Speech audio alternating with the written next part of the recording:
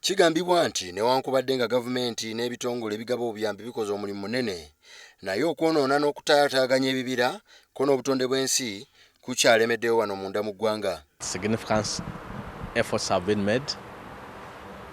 Close to 100,000 hectares of the land that we gave for commercial tree planting is underutilization. We are satisfied.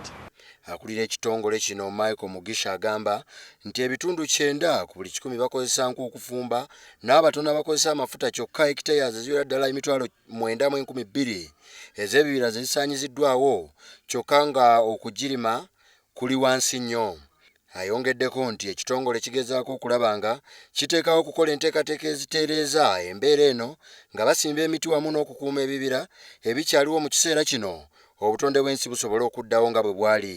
Agamba nti kino gavumenti egezezzaako okugaba endokwa z'emiti emito mu byalo okusobola okulaba nga bazaayo ebibira newankubadde ng'okugitema kukyali waggulu nnyo. Ayongeddeko n'agamba nti mu kiseera kino ekitongole kimezezza obukadde bw'emiti mu byalo buli mwaka era nga bwe kyogerera obukadde n'obukadde bw'emiti bwe butandise okugabirirwa ku bwereere eri abantu basobola okugisimba.